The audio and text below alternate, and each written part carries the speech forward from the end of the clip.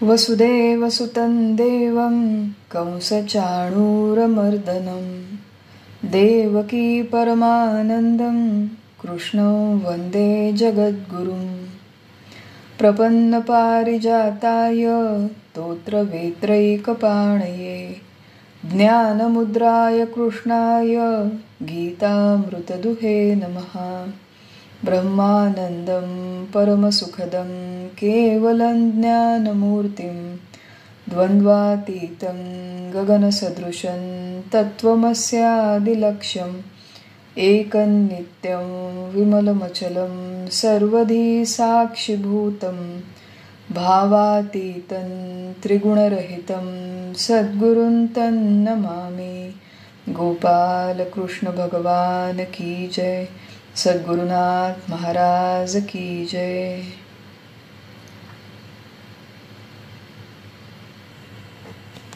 सब लोगों को प्रणाम, सबको वंदन करती हूँ। भगवद गीता अध्याय 5 कर्म संन्यास योग, इसका हम अभ्यास कर रहे हैं, जिसमें पहले 3 श्लोकों का विचार हम लोग विस्तार से कर चुके हैं और चौथे श्लोक की तरफ आगे बढ़ने से पहले थोड़ा सा पुनर्विचार करते हैं। काफ़ी बड़ा अंतर हो चुका है, तो जो भी बातें हमने पहले पढ़ी है, सुनी है, वो सारी याद हो ये आवश्यक नहीं है, तो थोड़ा पुनर्विचार रिवीजन करना आवश्यक है।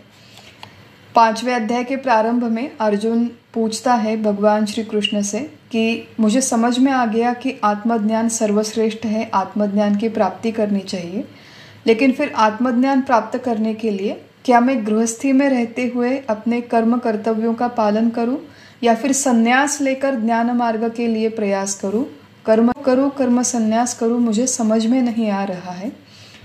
और अर्जुन का ये जो प्रश्न है वो हम जैसे सारे प्रामाणिक साधकों का भी प्रश्न होता है। और भगवान श्री कृष्ण यहाँ पर भगवद गीता में संन्यास ये जो संकल्पना है ये आने वाले पीढ़ियों के लिए, हम जैसे लोगों के लिए मानो रीडिफाइन करते हैं।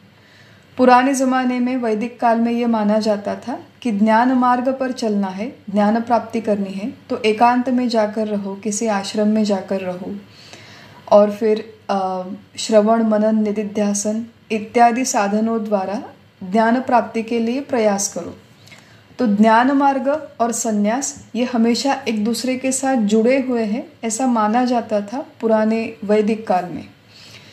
भगवान श्री कृष्ण यहाँ पर युद्ध भूमि में, रणभूमि में अर्जुन के सामने ये सबसे बड़ा तत्वज्ञान कथन कर रहे हैं और भगवान अर्जुन से कहते हैं कि तुम्हें कहीं पर ये तुम्हारा घर गृहस्थी और तुम्हारे कर्तव्य छोड़कर तुम्हें कहीं पर जाने की आवश्यकता नहीं है। अपने ही घर में रहते हुए, अपने सारे कर्तव्य निभाते हुए तुम नित्य सन्यासी हो सकते हो। तीसरे श्लोक में जो महत्वपूर्ण शब्द भगवान उपयोग करते हैं वो है नित्य सन्यासी। 24 घंटे तुम संन्यस्त वृत्ति से रह सकते हो। ये वृत्ति सन्यास है और ये विकसित करना हम जैसे सारे लोगों के लिए, सारे देश काल परिस्थिति में रहने वाले सर्व लोगों के लिए वृत्ति सन्यास संभव है। संन्यस्त वृत्ति जो अंदर ही अंदर होती है, जो बाहर भगवे वस्त्र पहनने से नहीं आती, या फिर बाहर के वस्त्र कौन से हैं, बाहर का सेटिंग कैसा है, इस पर ये अंदर की संन्यस्त वृत्ति निर्भर नहीं होती। और ये संन्यस्त वृत्ति विकसित करने के लिए फिर भगवान ने कहा है कि तुम अपनी इच्छाओं का त्याग करो, न द्वेष्टि न कांक्षति। तुम अपने जीवन में जितनी सारी इच्छाएं हैं उनका त्याग करो और किसी का द्वेष मत करो। इस तरह तुम द्वंद्व रहित अवस्था में जाओगे और उसके पश्चात सारे बंधनों से तुम्हारी मुक्ति हो जाएगी। तो ये तरीका तो बहुत आसान है शाब्दिक स्तर पर समझने के लिए, लेकिन इच्छाओं का त्याग करना हम जैसे लोगों के लिए वास्तविक में क्या ये संभव है? इसके लिए कुछ प्रैक्टिकल टिप्स हम लोगों ने देखे थे कि इच्छाओं का सर्वथा त्याग करना तो संभव नहीं, लेकिन एक बहुत मात्रा तक इच्छाओं को मिनिमाइज करना हम जैसे लोगों के लिए संभव होता है। विष्णु सहस्त्र नाम में जब हम पढ़ते हैं तो भगवान विष्णु के अनेक नाम दिए गए हैं और उसमें से 2 बहुत विशेष नाम है। भगवान विष्णु का एक नाम है अर्थ और दूसरा एक नाम है, उसे अनर्थ कहा गया है। अर्थोनर्थो अर्थ और अनर्थ ये दोनों ही भगवान विष्णु के नाम हैं। अर्थ शब्द का अर्थ है जिसके प्राप्ति की सारे लोगों को अपेक्षा है, उसे अर्थ कहते हैं। तो भगवान विष्णु के प्राप्ति की अपेक्षा उनके सारे भक्तों को है, इसलिए उन्हें अर्थ इस नाम से पुकारा जाता है। और दूसरा उनका नाम है अनर्थ। अनर्थ शब्द का अर्थ है जो स्वयं पूर्ण काम होने के कारण जिन्हें स्वयं दूसरे किसी चीज की अपेक्षा नहीं है, इच्छा नहीं है। तो भगवान विष्णु अनर्थ क्यों है? क्योंकि वो स्वयं पूर्ण काम है। और पूर्ण काम शब्द का अर्थ कि जिनके मन में कोई कामना ही नहीं, या फिर जिनकी सारी कामनाएं मानो पूर्ण हो चुकी है, जिनकी सारी कामनाओं को पूर्ण विराम मिल चुका है, ऐसे भगवान विष्णु है। तो भगवान विष्णु वो है जिनके प्राप्ति की इच्छा सबको है, लेकिन जिन्हें स्वयं किसी चीज की इच्छा नहीं, ऐसे ये पूर्ण काम भगवान विष्णु है। और मूलतः वो निर्गुण परमात्मा है। हम सब लोग जानते हैं कि चाहे विष्णु हो, भगवान गणेश हो, श्री राम हो, कृष्ण हो, ये मूलतः निर्गुण परमात्मा है, जहाँ पर जिनका वर्णन करते हुए हमारे उपनिषदों में कहा गया है, ओम पूर्णमदम पूर्णमदः पूर्णमिदम पूर्णात् पूर्णमुदच्यते। तो स्वरूप से पूर्ण है। हमारे जो सारे भगवान हैं जिनकी हम पूजा उपासना करते हैं, वो स्वरूपतः पूर्ण है। उन्हें किसी चीज की अपने स्वयं के सुख के लिए इच्छा नहीं, न कामना है, न आकांक्षा है। और ऐसे भगवान की हमें भक्ति करनी है। ऐसे भगवान से हम एक रूप है ऐसा वास्तविक में हमें अनुभव करना है।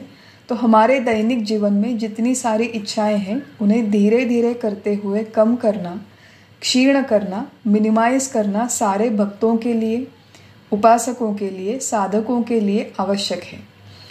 और इच्छा कम करने के लिए अनेक सारे टेक्निक्स हमने देखे थे कि सबसे पहले अपने जीवन में आवश्यकताओं का अत्यंत प्रामाणिकता से परीक्षण करें कि मुझे जीवन में क्या चाहिए, वांट वर्सेस नीड, मुझे क्या आवश्यक है और क्या केवल मेरे शौकिया चीज़ें अनेक सारी होती है जो शौकिया मैं करती हूँ, शौकिया मैं खरीदती हूँ।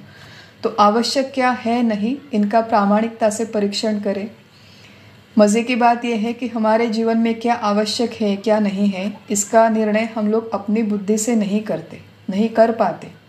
क्यों नहीं कर पाते? क्योंकि सोशल मीडिया, टीवी, न्यूज़पेपर, इनमें आए दिन चलने वाले एडवर्टीजमेंट्स, एड कैंपेन्स, त्यौहार के दिनों में, उत्सव के दिनों में न्यूज़पेपर खोलते ही सबसे पहले एड्स होते हैं, बड़े बड़े सेल्स के एड। और जो लोग अपनी चीज़ें बेचते हैं वो कुछ इस तरह हमारे मन को प्रभावित करते हैं कि हमें वो ऐड देखने के पश्चात लगने लगता है कि मुझे वास्तविक में इस चीज़ की ज़रूरत है। यूट्यूब में मैंने एक ऐड देखा था कि एक कोई डॉक्यूमेंट्री थी शायद, वहाँ पर एक्सप्लेन कर रहे थे कि बहुत सारी ऐसी वस्तुएं हैं जो निर्माण करते हैं, मैन्युफैक्चरर्स, कंपनीज बड़ी बड़ी अनेक तरह की वस्तुएं निर्माण करते हैं। वस्तु अगर डायरेक्टली किसी कस्टमर को बेचने के लिए जाए तो उन्हें पता है कि ऐसी वस्तु शायद कोई नहीं खरीदेगा। तो वस्तु एक किसी कॉन्सेप्ट को रिप्रेजेंट करती है, तो मार्केटिंग करने वाले लोग उस कॉन्सेप्ट को बेचते हैं। मैंने एक उदाहरण उन्होंने दिया था कि सारे लोगों को अपने जीवन में सेफ्टी चाहिए, सिक्योरिटी चाहिए। किसी एक कार का निर्माण किया और कार का मार्केटिंग करते वक्त उन्होंने ऐसा एडवर्टाइजमेंट किया था कि बाकी के किसी सामान्य कार से अगर आप रास्ते से जाओगे तो आपके एक्सीडेंट्स हो जाएंगे, लेकिन आप हमारी स्पेशल कार से अगर प्रवास करोगे, यात्रा करोगे, तो आपकी यात्रा एकदम सेफ रहेगी, सुरक्षित रहेगी। हमारे ब्रेक्स बहुत अच्छे हैं, सिक्योरिटी कंट्रोल्स बहुत अच्छे हैं, वगैरह वगैरह। तो वो जो सेफ्टी का उनका कॉन्सेप्ट है, वो सेफ्टी का कॉन्सेप्ट बेचना चाहते हैं। लोगों को सेफ्टी चाहिए, उन्हें पता है, तो अपना प्रोडक्ट सेफ्टी के नाम पे वो लोग बेचते हैं। बहुत सारे गहने होते हैं कि अगर डायमंड्स का नेकलेस आप खरीद के दोगे तो आप अपने परिवार से बहुत प्रेम करते हो। डायमंड का नेकलेस नहीं खरीदोगे तो आपके प्रेम में कोई विशेष वैल्यू नहीं है। तो प्रेम ये संकल्पना है, सेफ्टी ये संकल्पना है। इस तरह किसी संकल्पना का आवरण निर्माण करके अपने वस्तुओं को वो बेचते हैं और हम लोग उनके मार्केटिंग कैंपेन में आ जाते हैं। और जो वास्तविक में जीवन की आवश्यकताएं इतनी सी होती है, वो आज हमारी इतनी बड़ी हो गई। जितनी जीवन में आवश्यकताएं अधिक, उतनी जीवन में इच्छाएं ज़्यादा होती है और फिर नित्य संन्यस्त वृत्ति से हम लोग कोसों दूर रहते हैं। तो आवश्यकता का परीक्षण करें, ये पहला टेक्निक हमने देखा था। कुसंगति का त्याग करें जो हमें पारमार्थिक प्रगति करने से रोकते हैं। ऐसे लोगों के प्रभाव से जितना हो सके उतना दूर रहें। इच्छाओं के बंधन निर्माण करने के स्वभाव का विचार करें, माने जिस क्षण मन में इच्छा निर्माण हो गई उसी क्षण हम लोग बंधन में बंध गए। We are caught. क्यों हम लोग बंध जाते हैं? क्योंकि जब तक वो इच्छा पूर्ण नहीं होती हमें चैन नहीं मिलता। उसी इच्छा के पीछे हम लोग भागदौड़ करते रहते हैं और हम लोग जैसे मोह माया के जाल में फंस जाते हैं, वैसे उस इच्छा के जाल में हम लोग फंस जाते हैं। ये इच्छा का नेचर है। चौथी बात हमने देखी थी कि तुलना को टाले। जीवन में जितनी तुलना अधिक दूसरों से उतनी इच्छाएं अधिक होती है। पांचवा एक मार्ग देखा था कि इच्छा पूर्ति का जो सुख है वो क्षणिक होता है। आज तक 40-50 साल के जीवन में कितनी सारी इच्छाएं मेरी पूर्ण हुई है, कितनी सारी इच्छाओं के पूर्ण होने से मुझे सुख मिला है, लेकिन सारी चीज़ें मैं भूल गई और जो इच्छाएं मेरी अपूर्ण रही केवल उन्हीं को पकड़ के मैं बैठती हूँ। ये मनुष्य के मन का विचार करने का एक तरीका है, एक स्वभाव है। वो कभी संतुष्ट नहीं होता। जो मिला है उसके ऊपर हमारा कभी ध्यान नहीं होता और जो नहीं मिला उसके पीछे हम लोग भागदौड़ करते रहते हैं। छठा एक और टेक्निक देखा था कि सेवा भाव का विकास करें, माने दूसरों के सुख के बारे में सोचे। जितना हम लोग दूसरों के सुख के बारे में सोचते हैं उतना मेरी इच्छाएं और मेरी इच्छा पूर्ति, इन पर जो फोकस है वो धीरे धीरे हमारा कम होता है। सातवां एक और टेक्निक हमने देखा था कि अहंता और ममता थोड़ी थोड़ी कम करें। वही बात जो छठे पॉइंट में हमने देखी थी, वही सातवां भी मुद्दा है कि अपने आप पर जो हमारा फोकस है कि मैं, मेरा परिवार, मेरा देह और उसकी संतुष्टि, ये फोकस धीरे धीरे कम होने की आवश्यकता है। और आठवां एक टेक्निक हमने देखा था कि सत्संगति का विकास करें। इस तरह धीरे धीरे प्रयास करने से, ये कोई ओवरनाइट ट्रांसफॉर्मेशन नहीं है। इनमें से सारे के सारे टेक्निक्स हम लोग एक साथ प्रैक्टिस नहीं कर सकते। जिस दिन जो भी याद आए उस टेक्निक का उपयोग करें। ये 8 छोड़ के और भी कई टेक्निक्स हो सकते हैं जिनके माध्यम से हम लोग अपने दैनिक जीवन में जितनी सारी इच्छाएं हैं उन्हें धीरे धीरे क्रमशः कम कर सकते हैं, क्षीण कर सकते हैं और नित्य संन्यस्त वृत्ति से रह सकते हैं, नित्य सन्यासी हो सकते हैं। ये सारी बातें तीसरे श्लोक में देखने के पश्चात अब आगे भगवान यही जो विषय है कर्मयोग और कर्म संन्यास का, इसे थोड़ा सा आगे बढ़ाते हैं। तो चौथे और पांचवा श्लोक हम लोग पहले पढ़ते हैं और फिर उनका अर्थ देखेंगे। तो भगवान कहते हैं, सांख्य योगो पृथक बाला प्रवदन्ति न पंडिताः एकमप्यास्थितः सम्यक् उभयोर विन्दते फलम् यत् सांख्ये प्राप्यते स्थानं तद्योगैरपि गम्यते एकम सांख्यंच योगंच यह पश्यति स पश्यति। श्लोकों का अर्थ है, कर्म संन्यास का सांख्य योग तथा निष्काम कर्म योग ये अलग अलग है, ऐसा समझने वाले बाल बुद्धि रखते हैं। ज्ञाता ऐसा नहीं समझते।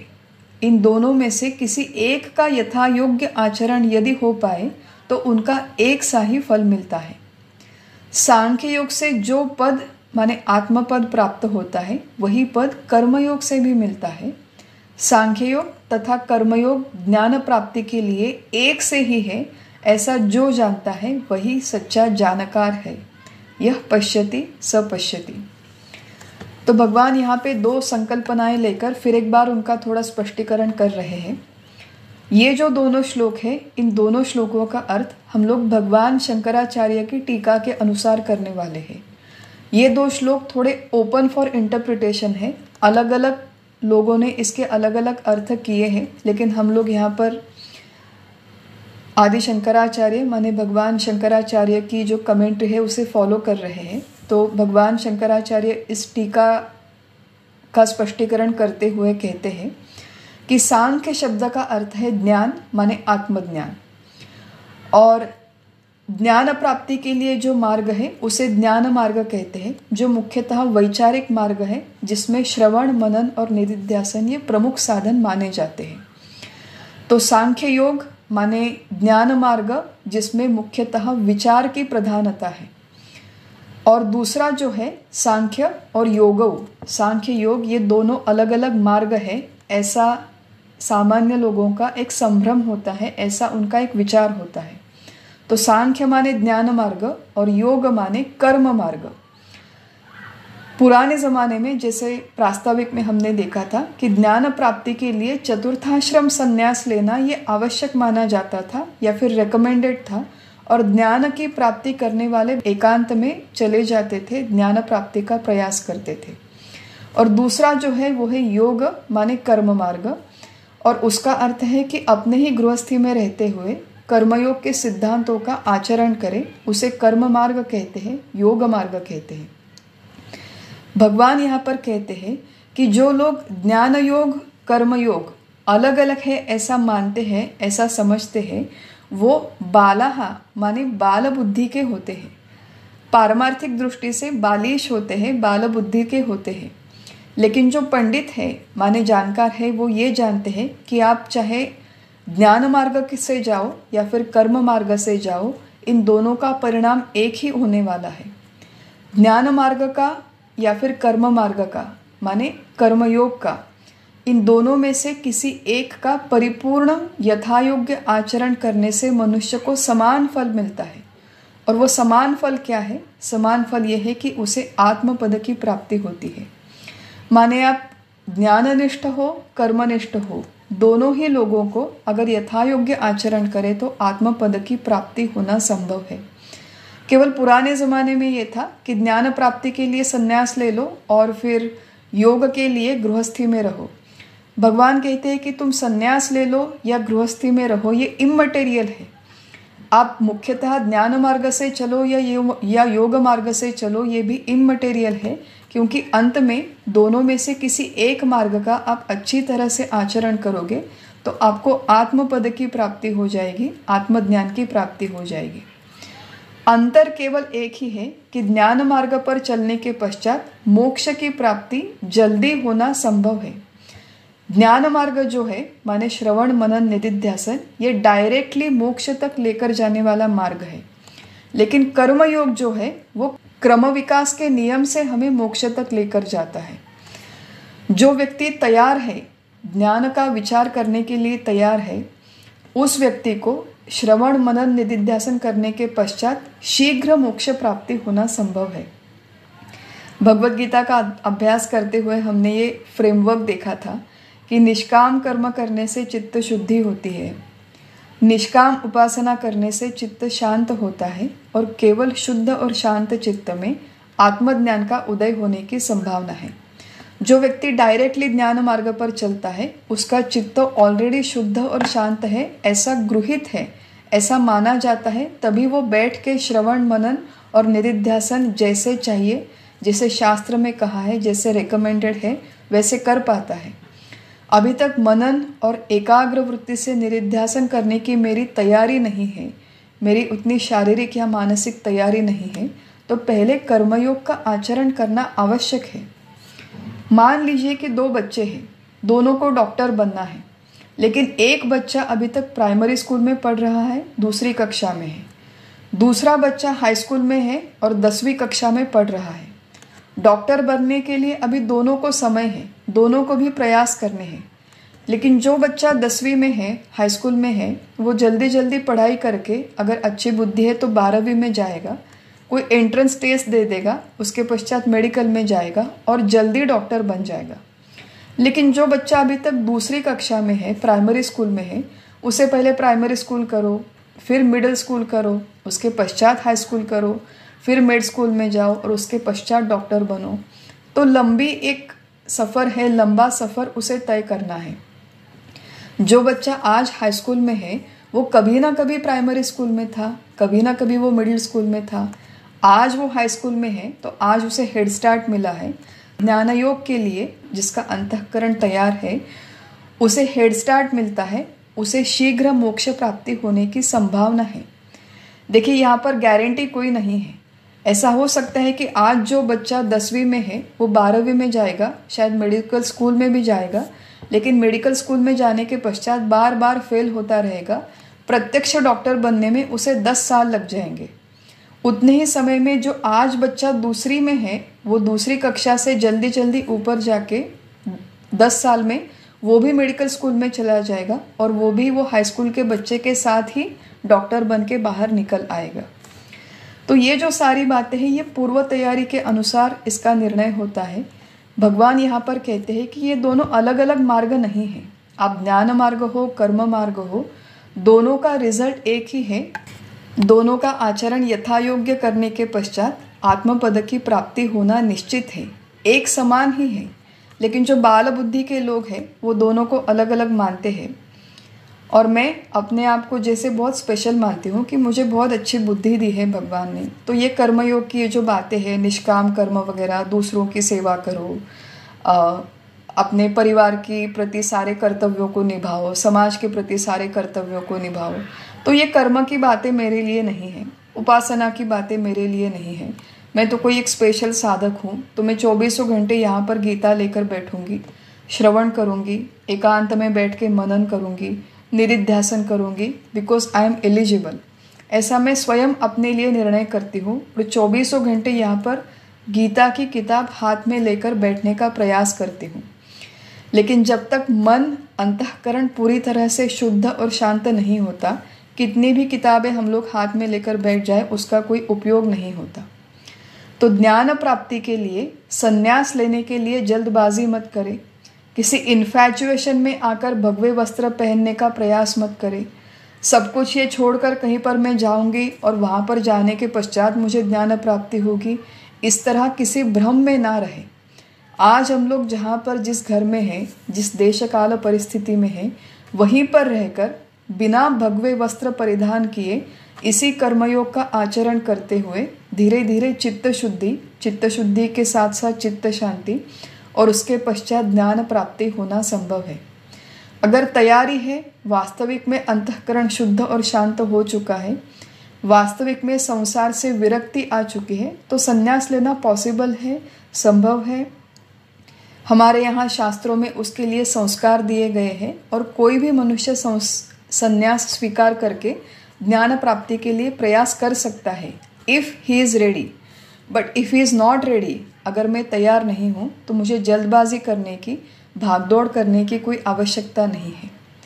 प्रीमैच्योर स्टेज में अगर मनुष्य ज्ञान मार्ग पर चलने का प्रयास करे, गृहस्थी में रहते हुए या फिर संन्यास लेते हुए मनुष्य अगर प्रीमैच्योर स्टेज में ज्ञान मार्ग पर चलने का प्रयास करे तो उसका उपयोग नहीं होता। संन्यास अगर प्रीमैच्योर स्टेज में लेना संभव भी नहीं है, जहाँ जहाँ पर संन्यास की दीक्षा दी जाती है वहाँ पर उसकी पहले कड़ी परीक्षा होती है, उसकी पूर्व तैयारी देखकर ही उसे संन्यास दिया जाता है। और जो भी लोग ऐसे जबरन संन्यास को स्वीकार करते हैं कि अभी तक मन की तैयारी नहीं है लेकिन बाहर से भगवे वस्त्र पहन लिए, बहुत घोटाले में पड़ जाते हैं वो लोग। और केवल स्वयं घोटाले में नहीं पड़ते, तो जो संपूर्ण संस्था है, जो एक संन्यास आश्रम है, उसको पूरा प्रत्यवाय आता है, उसके ऊपर दोष आता है। महाराष्ट्र में हमारे एक संत है, उनका नाम है संत मुक्ताबाई। तो संत मुक्ताबाई ने एक सुंदर चरण उनके अभंग में लिख के रखा है कि वर्ती भगवा केला नामे, अंतरी वश्य केला कामे। केवल नाम के लिए, केवल फॉर्मेलिटी के लिए बाहर भगवे वस्त्र पहन लिए और अंतर इसे काम वासना ने वश में करके रखा है। बाहर के वस्त्रों के रंग का कोई ज़्यादा महत्व नहीं है। परमार्थ ये इमेज बिल्डिंग का विषय नहीं है। लोग मेरे बारे में क्या सोचते हैं, लोग मेरे बारे में क्या मत बनाते हैं, इसका परमार्थ में कोई विशेष महत्व नहीं है, विशेष मूल्य नहीं है। अंदर की मेरी स्थिति कैसी है, मैं कितनी अनासक्त हूँ, कितनी विरक्त हूँ, कितनी संन्यस्त वृत्ति से रहती हूँ, ये सारी चीज़ें मायने रखती है। और कर्मयोग का अनुष्ठान करते हुए, योग मार्ग का आचरण करते हुए, माने गृहस्थी में रहते हुए अपने सारे कर्तव्य अच्छी तरह से निभाते हुए एक ना एक दिन क्रम विकास के नियम से आत्मज्ञान की प्राप्ति होना संभव है। उसके लिए ज्ञान मार्ग पर चलने की जिद करने की कोई आवश्यकता नहीं है, न संन्यास लेने की जिद करने की आवश्यकता नहीं है। जहाँ पर हो वहीं पर अपने कर्तव्य निष्ठा से निभाते रहो। धीरे धीरे धीरे एक ना एक दिन उसी आत्मपद की तुम्हें प्राप्ति हो जाएगी। भगवान यहाँ पर कहते हैं कि जो इन दोनों मार्गों को अलग अलग मानते हैं वो बाल बुद्धि के होते हैं, लेकिन जो कर्म मार्ग है वही एक ना एक दिन हमें ज्ञान मार्ग पर लेकर जाता है, और वही ज्ञान मार्ग फिर हमें अंततः मोक्ष तक लेकर जाता है। ये एक ही है, ऐसा जो जानते हैं, ऐसा जो देखते हैं, यह पश्यति स पश्यति, वो सही मायने में जानकार होते हैं, समझदार लोग होते हैं। तो कर्मयोग, कर्म संन्यास, इसमें या फिर ज्ञान मार्ग, कर्म मार्ग, इन दोनों के बारे में हमारे जैसे साधकों के मन में कोई संदिग्धता होने की आवश्यकता नहीं है। और फिर यही जो विषय है छठे श्लोक में भगवान आगे बढ़ाते हैं और छठे श्लोक में कहते हैं, संन्यासस्तु महाबाहो दुखम आप्तुम अयोगतः योगयुक्तो मुनिर्ब्रह्म न अचिरेणाधिगच्छति। कर्मयोग की सहायता के बिना कर्म संन्यास साध्य होना महाकठिन है। मननशील कर्मयोगी के लिए ब्रह्मज्ञान होने में अधिक समय नहीं लगता। तो कर्म संन्यास और कर्मयोग, फिर एक बार भगवान इनकी थोड़ी सी तुलनात्मक रचना करके हमारे सामने प्रस्तुत करते हैं कि वास्तविक में अगर तुम्हें भगवे वस्त्र पहनकर कहीं पर जाना है तो उसके लिए पहले पूर्व तैयारी होना आवश्यक है। और वो पूर्व तैयारी कैसे होती है? वो कर्मयोग के आचरण से होती है। देखिए, ये इतनी सारी बार भगवान संन्यास का नाम यहाँ पर क्यों ले रहे हैं? क्योंकि अर्जुन का और कृष्ण का जो संवाद शुरुआत हुई थी, उस संवाद की, वो इसी प्रश्न से हुई थी। अर्जुन अपने भाग में जो कर्तव्य है, जो युद्ध का कर्तव्य है, वो छोड़कर कहीं पर भाग जाना चाहता था और कहीं दूर एकांत में रहकर वो भिक्षा मांगकर अपना जीवन बिताना चाहता था। और फिर आत्मज्ञान, जो भी भगवान ने दूसरे अध्याय में कहा है, उसकी प्राप्ति के लिए प्रयास करना चाहता था।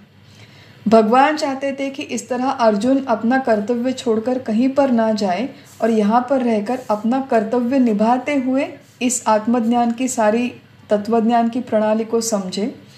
तो ये दोनों बातें इकट्ठा एक साथ करना संभव है। यही बात भगवान समझाने के लिए यहाँ पर बार बार कर्म संन्यास और कर्मयोग का जो रिकंसाइलेशन है, ये जो दोनों संकल्पनाएं हैं, वो किस तरह रिकंसाइल की जा सकती है, ये इन श्लोकों के द्वारा हमें बताते हैं। तो यहाँ पर भगवान कहते हैं कि वास्तविक में तुम्हें ये सब कुछ वस्तु त्याग करके कहीं पे जाना है, भगवे वस्त्र पहनना है, एकांत में जाकर रहना है, तो उसके लिए पहले पूर्व तैयारी होना आवश्यक है। मेडिकल स्कूल में तुम्हें अगर जाना है तो उसके पहले primary school, middle school, high school, ये सारे जो तैयारी है वो तैयारी होना आवश्यक है। दूसरी कक्षा का बच्चा डायरेक्टली उठ के मेडिकल स्कूल में नहीं जा सकता। संन्यास अगर तुम्हें लेना है तो उसके बहुत कठिन नियम होते हैं। 2-3 नियम उदाहरण के लिए हम लोग देखेंगे कि सन्यासी को एक जगह पर अधिक दिन के लिए रहने की अनुमति नहीं होती। 3 दिन 4 दिन मैक्सिमम वो रह सकता है। शास्त्र कहता है कि 3 दिन के पश्चात उसे अपनी जगह बदलनी चाहिए। तो बार बार उसे अपना निवास स्थान बदलना पड़ता है, ये पहली बात। दूसरी बात, उसे भिक्षा मांग के भोजन स्वीकार करना पड़ता है। आज हम लोग जहाँ पर गृहस्थी में रहते हैं तो कितना हम लोग खाने पीने के पीछे ललचाए हुए रहते हैं। सुबह जब चाय बनती है तो मुझे अदरक की चाय लगती है। एक दिन अगर बिना अदरक की चाय मिले तो मैं वहीं पर बेचैन हो जाती हूँ। तो संन्यास आश्रम कितनी दूर की बातें हैं। कहीं पर एक सन्यासी का एक वचन है, मैंने सुना था कि सन्यासी जब भिक्षा मांगकर हिमालय में रहते हैं, कहीं एकांत में जाकर रहते हैं, गांव-गांव जब वो घूमते हैं, भिक्षा मांगने के लिए भी उनके पास नियम है और भिक्षा में जो मिले, जिस दिन जितना मिले वही खाकर उन्हें अपना पेट भरना पड़ता है। तो एक किसी सन्यासी ने कहा था कि कभी घी घना तो कभी मुट्ठी भर चना और कभी वो भी मना। कभी घी के अच्छे अच्छे पदार्थ मिल जाते हैं, शुद्ध घी के, कभी मुट्ठी भर चना मिलता है और कभी कुछ नहीं मिलता। इस तरह सन्यासी का जीवन होता है, वैसे उन्हें जीना पड़ता है। तो ये दूसरी बात है कि उन्हें भिक्षा मांगकर भोजन करना पड़ता है। तीसरी बात, उन्हें किसी तरह का परिग्रह रखने की अनुमति नहीं होती। केवल शरीर धारणा के लिए आवश्यक है उतना ही परिग्रह वो अपने साथ रख सकते हैं। ज़्यादा कपड़े नहीं, ज़्यादा गैजेट्स नहीं।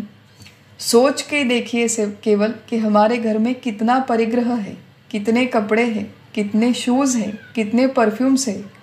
किसी व्यक्ति के हम लोग बाथरूम में अगर चले जाएं तो शैम्पू, तेल और कॉस्मेटिक्स की कितनी सारी बोतलें हमारे पास होती है।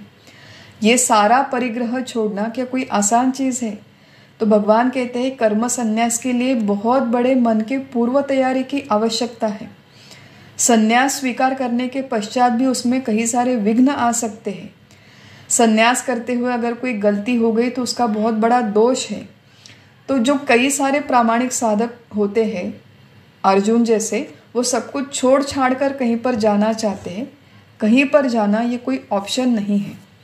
एकांत में मैं जाकर रहूं। बहुत सारे लोगों को लगता है किसी आश्रम में, किसी वन में, हिमालय में या गुफा में। क्या हमारा मन वाकई में तैयार है एकांत में रहने के लिए?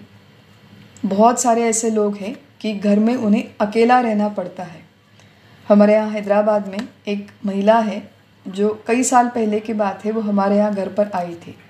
उनके घर में कई सारे लोग होते हैं और वो महिला बहुत धार्मिक स्वभाव की थी, भगवान को मानने वाली थी, पूजा पाठ करने वाली थी। वो महिला मेरे घर में आई और कह रही थी कि मैं बहुत डरी हुई हूँ। तो मैंने कहा क्यों, क्या हुआ? तो घर के मेरे सारे लोग कहीं गांव में जाने वाले हैं और मैं अकेली घर में रहने वाली हूँ। तो मैंने कहा अकेली रहने में क्या समस्या है? तो बोले नहीं, मुझे बहुत डर लगता है, सब लोग चले जाएंगे तो घर में मेरा क्या होगा, मेरी तरफ कौन देखेगा? अगर मैं कहीं पर गिर गई, अगर मैं बीमार हो गई तो मेरी तरफ कौन देखेगा? तो मैंने कहा आप भगवान को मानते हो, आपके घर में भगवान का मंदिर है, वहाँ पर भगवान की मूर्ति है। घर के लोग हो न हो, लेकिन भगवान का तो आपकी तरफ ध्यान है, भगवान तो आपकी तरफ देखते हैं। वो कहते हैं नहीं, वो तो मंदिर, भगवान, मूर्ति सब ठीक है, लेकिन घर में कोई जीवित मनुष्य तो नहीं है ना, कौन देखेगा मेरी तरफ? तो अकेले रहने से डर लगता है। ऐसे नहीं कि जीवन भर अकेले रहना है, 3-4 दिन घर में अकेले रहने की बातें हैं, उतनी भी हमारी तैयारी नहीं होती। थोड़ा सा घर में प्रयोग करके देखिए। 24 घंटे तो दूर की बात है, 1-2-2.5 घंटे के लिए केवल प्रयोग करके देखें कि हमारे पास जितने सारे गैजेट्स हैं, फ़ोन, टीवी, लैपटॉप, कम्युनिकेशन के जितने साधन हैं, वो सारे बंद करके रखें। किसी एक घर में, एक कमरे में, एक कोने में 1-2 घंटे के लिए शांति से स्थिर बैठ के देखें, जब घर में कोई लोग नहीं है।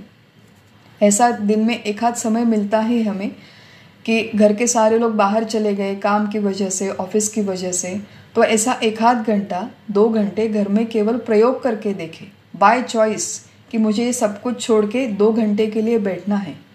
2 घंटे छोड़िए, क्या हम लोग 20 मिनट तक के लिए बैठ सकते हैं? तो इस तरह एकांत में रहना कोई आसान चीज़ नहीं है। परिग्रह छोड़ना कोई आसान चीज़ नहीं है। भिक्षा मांग के खाना ये कोई आसान चीज़ नहीं है। इस तरह की पूर्व तैयारी होने के लिए बहुत मन तैयार होने की आवश्यकता है। साधन चतुष्टय संपन्न मनुष्य होने की आवश्यकता है। इंद्रियां, मन और शरीर पर बहुत ज़्यादा नियंत्रण होने की आवश्यकता है। भारतवर्ष में अनेक सारी संस्थाएं हैं जहाँ पर संन्यास दिया जाता है। जब ब्रह्मचारी लोग या फिर गृहस्थी के लोग वहाँ पर जाकर संन्यास दीक्षा की इच्छा प्रकट करते हैं तो उन्हें जाते ही दूसरे दिन कोई संन्यास नहीं दे देता। उन्हें पहले वहाँ पर कई साल तक रहना पड़ता है और वहाँ पर रहने के पश्चात उन्हें एक सख्त दिनचर्या का पालन करना पड़ता है। A very rigorous routine. उस रिगरस रूटीन के माध्यम से सुबह 3 बजे उठो, पहले प्रेयर करो, मेडिटेशन करो, नाम जाप करो। उसके पश्चात उन्हें एक स्पेसिफिक दिनचर्या दी जाती है।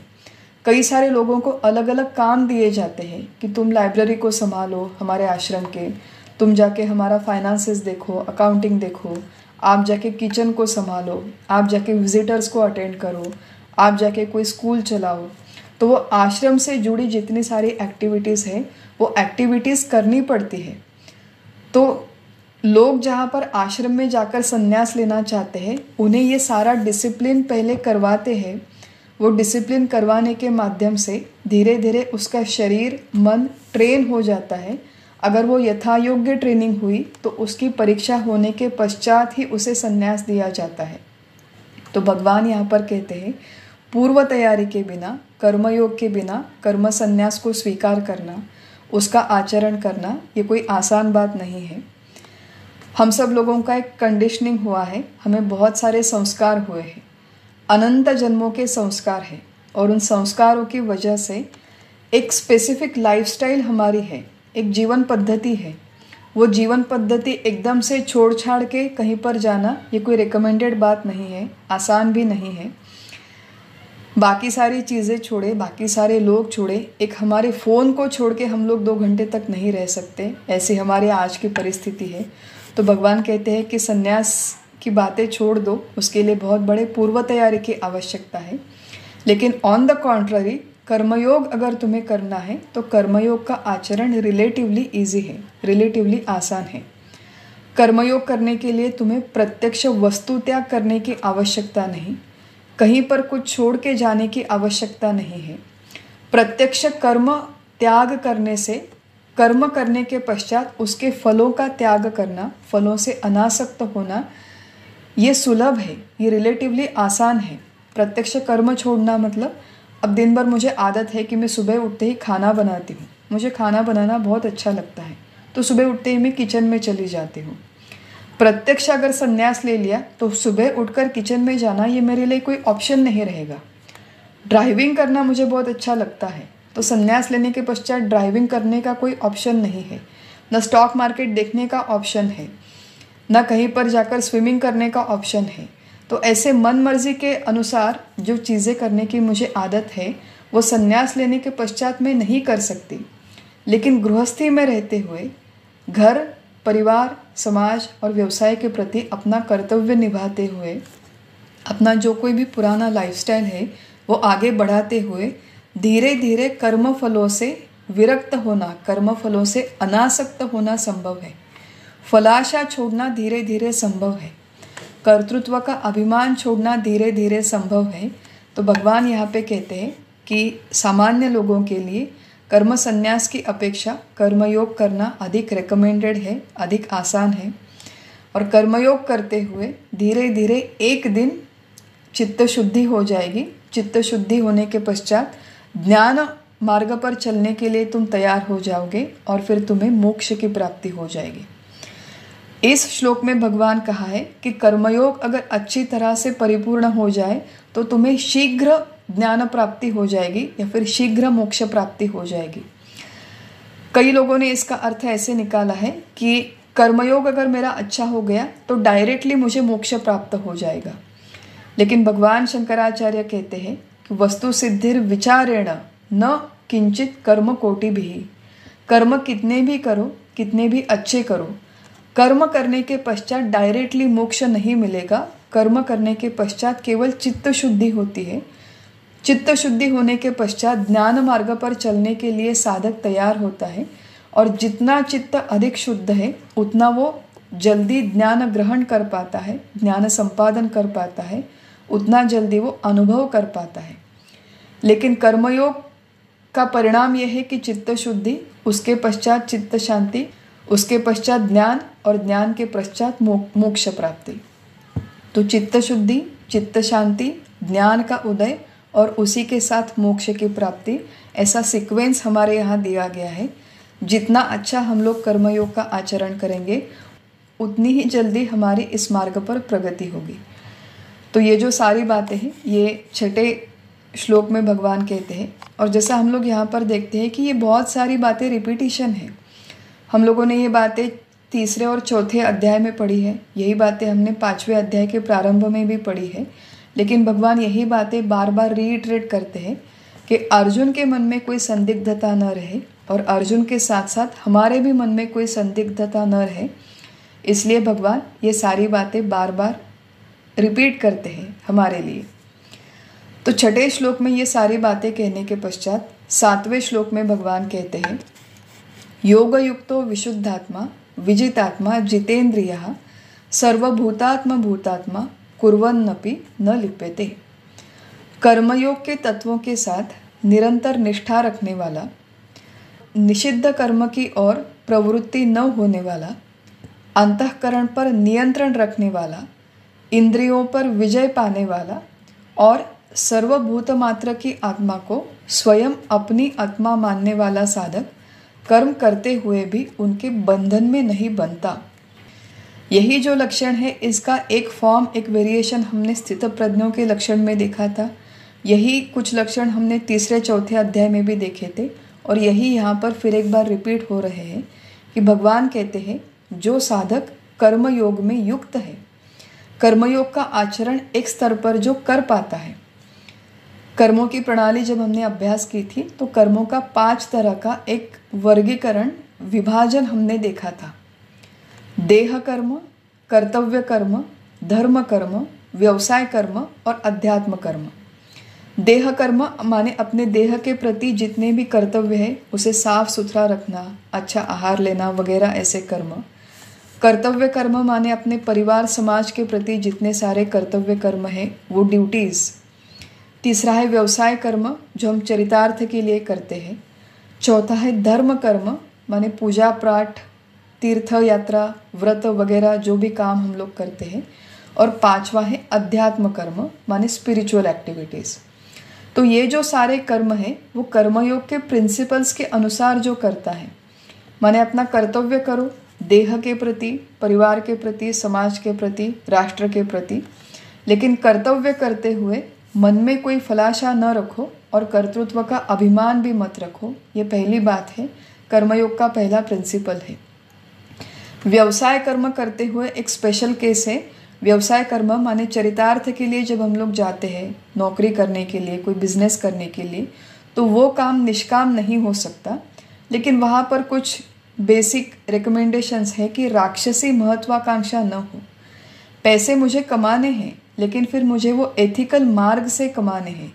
Success at any cost, money at any cost, salary at any cost, profit at any cost, ऐसे एट एनी कॉस्ट वाला जीवन हमें नहीं चाहिए। वास्तविक में भगवत गीता में दिए गए इस मार्ग पर हमें चलना है, आध्यात्मिक मार्ग में प्रगति करनी है। तो जो भी चरितार्थ की विद्या है, जो भी अर्थार्जन हम लोग करते हैं, वो जितना हो सके उतना नैतिक मार्ग से अर्थार्जन करें और बाकी के जो सारे कर्तव्य कर्म हैं देश, समाज, परिवार के प्रति, वो निष्काम बुद्धि से करें। इस तरह कर्मयोग के सिद्धांतों का आचरण करते हुए जो अपने दिन प्रतिदिन के काम करता है उसे योग युक्त कहते हैं। दूसरा है विशुद्धात्मा, माने जिसका अंतःकरण पूरी तरह से शुद्ध हो चुका है, चित्त शुद्ध हो चुका है। तो मेरा अंतःकरण शुद्ध है या नहीं, या फिर मेरा अंतःकरण मलिन है, ये हम लोग कैसे जानेंगे, कैसे पहचानेंगे? तो 2 तरह की मलिनता हमारे अंतःकरण में होती है। एक मलिनता विकारों के स्वरूप में होती है। जितनी मन में अधिक इच्छाएं हैं, जितनी मन में इच्छाओं का आवेग ज़्यादा है, उतना मन अधिक मलिन है। क्रोध जितना ज़्यादा, मत्सर जितना ज़्यादा है, लोभ जितना ज़्यादा है, उतना मनुष्य का मन अधिक मैला है, मलिन है, ऐसे माना जाता है। बार बार जो व्यक्ति गुस्सा करता है, बार बार जिसके मन में दूसरों के प्रति जलन निर्माण होती है, उसका मन शुद्ध कैसे हो सकता है? तो जितने विकार ज़्यादा उतनी मलिनता ज़्यादा, ये पहली बात है। और दूसरी बात, हमने चित्त शुद्धि के कुल 5 क्राइटेरिया देखे थे। जिसके मन में पूर्व कर्मों की कोई चुभन है, मैंने ऐसा किया होता तो अच्छा होता, मैंने ऐसा नहीं किया होता तो अच्छा होता, या फिर कहाँ से मेरी मत मारी गई और मैंने वो काम किया। पूर्व कर्मों की जब तक चुभन है तब तक मेरा चित्त, मन शुद्ध नहीं है। अनिर्बंध विषय भोग करने की जब तक मन में इच्छा है तब तक मन शुद्ध नहीं है। अत्यंत स्वकेंद्रित जीवन है तब तक मन शुद्ध नहीं है। निषिद्ध, प्रोहिबिटेड भोग भोगने की जब तक मन में इच्छा है तब तक मन शुद्ध नहीं है। तो एक तरफ मैं भगवत गीता का अभ्यास करती हूँ और दूसरी तरफ रास्ते से चलते हुए वहीं पर रास्ते पर खड़े होकर पानी पूरी खाने का अभी भी मन करता है, तो मन अभी तक पूरी तरह से शुद्ध नहीं है। और बार बार सब कुछ अच्छा ठीक ठाक होते हुए भी मन अगर बेचैन रहता है, अस्वस्थ रहता है, किसी बात में मन नहीं लगता, किसी बात में मुझे रुचि नहीं आती, कहीं पर मेरा मन एकाग्र नहीं होता, ऐसी अगर मन की अवस्था है तो अब तक वो मलिन है, अशुद्ध है। तो मन की ये मलिनता, अशुद्धि, सारे विकार और ये चुभन, ये सब कुछ कम करने के लिए, धीरे धीरे कम करने के लिए वही जो कर्म के प्रिंसिपल्स हैं कि जो भी मेरे गृहस्थी के काम है वो कर्मयोग के सिद्धांतों के अनुसार करो, ईश्वरार्पण बुद्धि से करो, मैं करता हूँ ये भावना का त्याग करके करो, केवल मैं एक निमित्त हूँ, केवल मैं एक माध्यम हूँ। मैं अगर जो भी काम आज मैं कर रही हूँ वो काम करते हुए मुझे अगर हटाया जाए तो भगवान किसी दूसरे को उस जगह पर रख देगा, लेकिन वो जो काम है, वो जो कार्य है, वो पहले की तरह चलता रहेगा। किसी एक व्यक्ति के कारण कोई कार्य नहीं चलता और किसी एक व्यक्ति के न होने से कोई कार्य नहीं रुकता। Nobody is indispensable. ये प्रिंसिपल हम लोग जितनी जल्दी समझ जाए और इस प्रिंसिपल को ध्यान में रखते हुए जितना जल्दी हम लोग अपना काम करना सीखें, उतना काम करते हुए हम लोग शांत रहेंगे।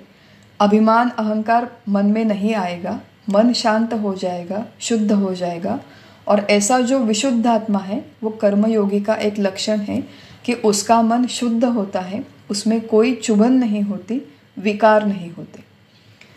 तीसरा कर्मयोगी का लक्षण यहाँ पर बताते हैं कि विजित आत्मा। विजित आत्मा ये और भी कठिन बात है कि जिसका अंतःकरण और मन नियंत्रित है। आत्मा ये जो शब्द है इस 7वें श्लोक में, ये मुख्यतः अंतःकरण की तरफ निर्देश करने वाला शब्द है। परमार्थ शास्त्र में एक बहुत कंफ्यूज करने वाली चीज़ है कि एक ही शब्द का उपयोग अलग अलग कॉन्टेक्स्ट में अलग अलग अर्थों के लिए किया जाता है। आत्मा ये शब्द का अर्थ इस श्लोक में अंतःकरण है। अंतःकरण, मन, बुद्धि, चित्त, अहंकार, ये अल्टरनेटिवली शब्द उपयोग होते हैं। इस श्लोक में आत्मा शब्द का अर्थ है अंतःकरण। तो विशुद्ध आत्मा माने जिसका अंतःकरण शुद्ध है, और विजित आत्मा माने जिसने अपने मन पर और इंद्रियों पर नियंत्रण करके रखा है। विजित आत्मा माने मन पर नियंत्रण, और जितेंद्रिय माने इंद्रियों पर नियंत्रण। मन पर नियंत्रण, इंद्रियों पर नियंत्रण, ये शब्द हमने इतनी बार सुने हैं, लेकिन एक पते की बात सुन के रखिए कि ये तो केवल भगवत गीता का 5वां अध्याय है। दूसरे अध्याय से भगवान ने ये कहना शुरू किया कि साधक के लिए अपने मन पर नियंत्रण होना, इंद्रियों पर नियंत्रण होना अत्यावश्यक होता है। अनुशासित हमारा जीवन हो, एक डिसिप्लिन्ड लाइफस्टाइल होने की आवश्यकता है। ये जो बात है ये केवल 5वां अध्याय है, लेकिन 6ठा अध्याय, 7वां अध्याय और 18वें अध्याय तक यही बात बार बार रिपीट होने वाली है। अलग अलग कॉन्टेक्स्ट में रिपीट होने वाली है, अलग अलग शब्दों में, अलग अलग श्लोकों में रिपीट होने वाली है। हम लोग सुनते सुनते बोर हो जाएंगे, इतनी बार हमें ये बात सुननी पड़ेगी कि साधक के लिए अपने मन पर नियंत्रण होना, अपने इंद्रियों पर नियंत्रण होना आवश्यक है। आलस्य और प्रमाद की हमारी प्रवृत्ति है तो उससे ये नियंत्रण आने वाला नहीं है।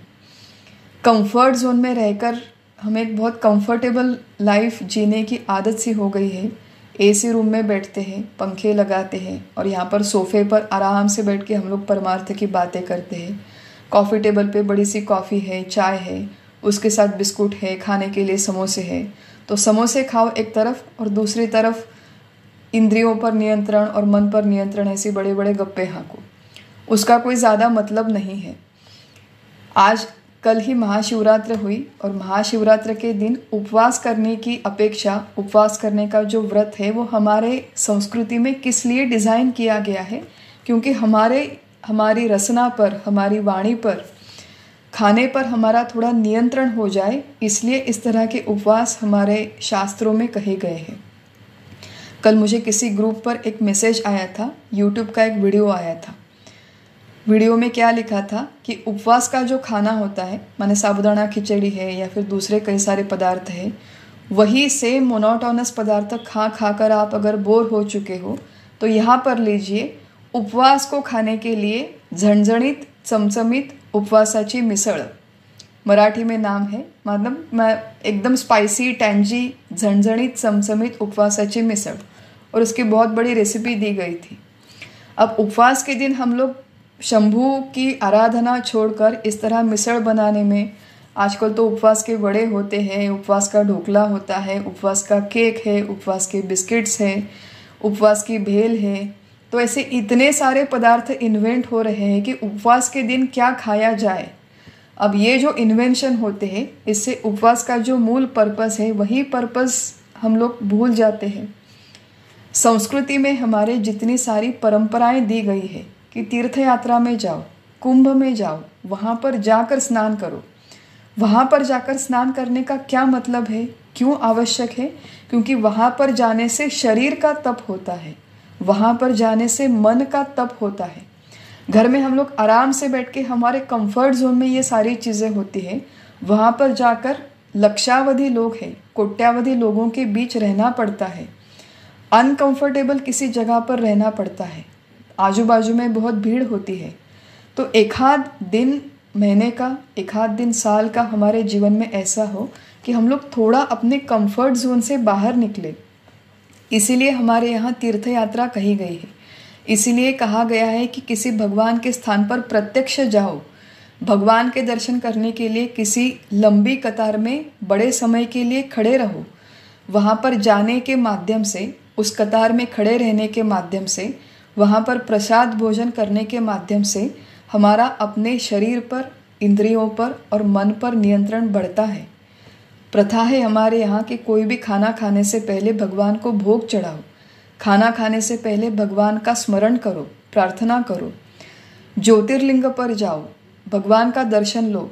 तो ये जो सारे व्रत है, उपवास है, ये केवल हमारे संस्कृति ने इसलिए बनाए हैं कि मनुष्य प्राणी, पशु प्राणियों जैसा जीवन ना जिए। मनुष्य का जीवन ये मनुष्य जैसा हो, अनुशासित हो, नियंत्रित हो, उसका अपने इंद्रियों पर नियंत्रण हो, मन पर नियंत्रण हो। जो भी हमारे यहाँ बड़े संत महात्मा हो गए, समर्थ रामदास स्वामी, जब उनके तपश्चर्या के काल में 12 साल तक उन्होंने टाकड़ी की जगह में रहकर अपना तप किया। 6 घंटे तक वो नदी के पानी में खड़े रहते थे और वहाँ पर खड़े रहकर गायत्री का जाप करते थे, पुरुषचरण करते थे। वहाँ पर जाने के पश्चात 5 घर में जाकर भिक्षा मांगकर अपना अन्न लेकर आते थे। जो भी भिक्षा का अन्न है वो इकट्ठा कर लिया, एक पोटली में बांधा और वो पोटली 3 बार पानी में डुबोते थे कि उसमें जो कोई भी रस है वो सारा रस चला जाए। और वैसा अन्न ग्रहण करके वो 12 साल तक रहे हैं। अब देखिए, इतनी सारी एक्सट्रीम कथाएं जब हम लोग सुनते हैं तो हमें लगता है कि ये तो सब कुछ मुझसे होने वाला नहीं है, मतलब इट्स कम्प्लीटली इम्पॉसिबल। मुझे तो अपने घर में इतनी सारी चीज़ें लगती है खाने के लिए, रहने के लिए, तो थोड़ी ना मैं अपने खाने का सब कुछ टेस्ट बिगाड़ कर ये संन्यास वगैरह मुझसे होने वाला नहीं है, गीता का अभ्यास भी मुझसे होने वाला नहीं है।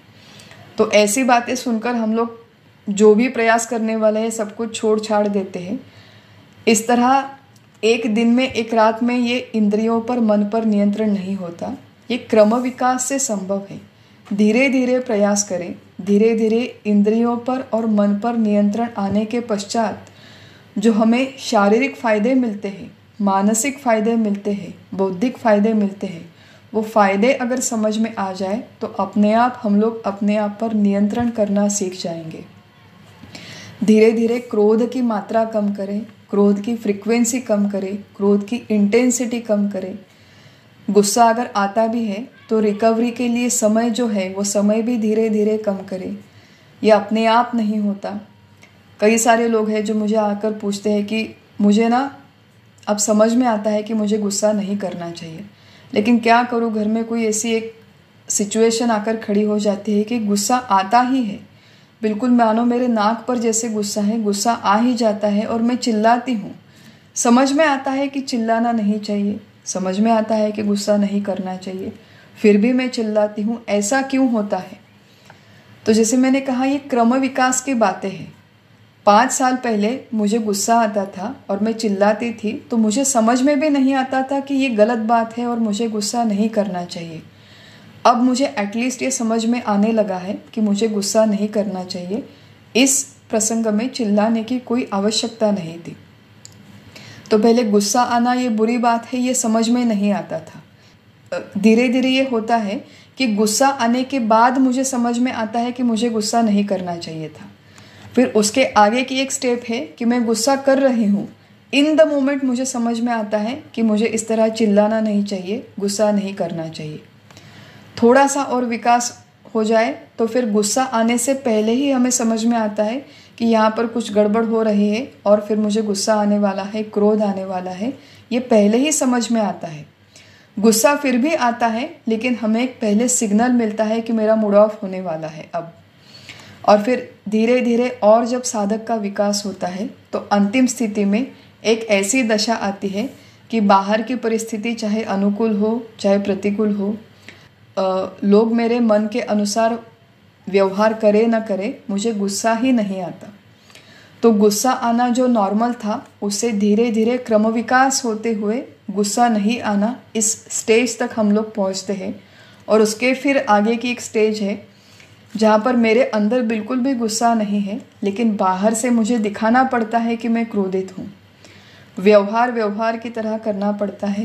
व्यावहारिक जग, व्यावहारिक सत्ता में उसके नियम संभालने पड़ते हैं। व्यावहारिक नियमों के अनुसार जब तक हम लोग क्रोध नहीं करते, गुस्सा नहीं करते, कुछ काम नहीं होते।